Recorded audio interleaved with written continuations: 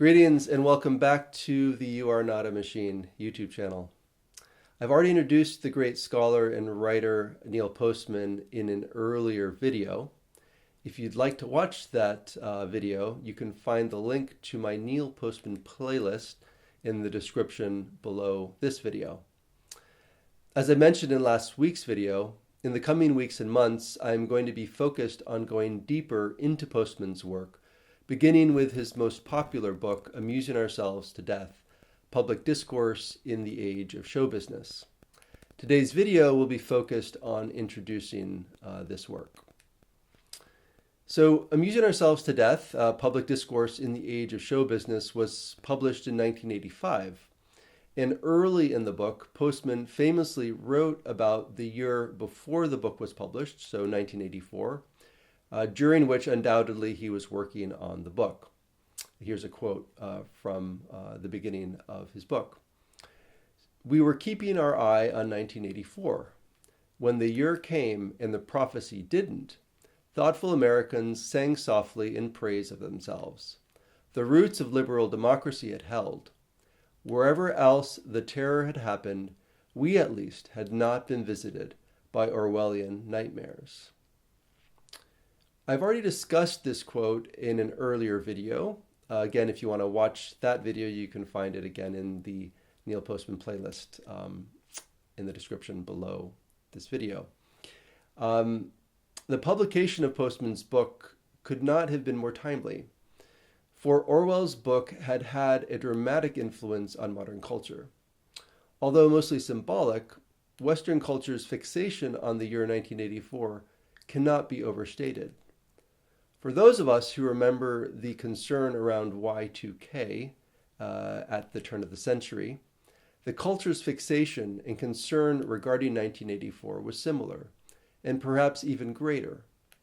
As an aside, it's worth noting the irony that Apple released their famous 1984 won't be like 1984 ad during the Super Bowl in 1984. Postman's book addresses a number of existential issues affecting life in the modern world. But perhaps its core idea is that form limits content. What this means in practice is that any given medium can only support certain types of ideas. For example, rational argumentation, which thrives in written language, is undermined by television because of the nature of television, whose primary language is visual. As a result, when televised, most aspects of culture lose their depth, especially politics and religion.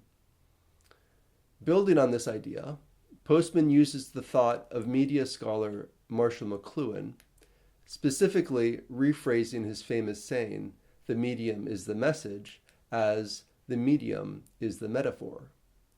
In this way, Postman illustrates how oral, literate, and televisual cultures vary significantly in their methods of processing and prioritizing information. He argues that each medium is suited to conveying distinct types of knowledge. The skills needed for rational analysis are notably diminished by watching television, while reading demands deep, interactive engagement. Television encourages passive participation. These are just a few of the important concepts that Postman discusses. As I mentioned in the last installment, one of the many reasons I have chosen to begin with the work of Neil Postman is that his works are largely devoid of fluff. He is one of the clearest and most concise writers I've read, and although his books are relatively short, they are chock full of transformative insights. Before I end today's installment, I want to invite you again to join the conversation about Neil Postman's book on my X page. You can find a link to my X profile in the description below the video. And as I mentioned last week, I'll also be posting on other platforms, and you can find links below again to those platforms as well. So if you would like to read along with us for next week, please read Andrew Postman's introduction to the 20th anniversary edition of Neil Postman's Amusing Ourselves to Death, which was published in 2005 or republished in 2005. I'm excited to reread Neil Postman's book with you.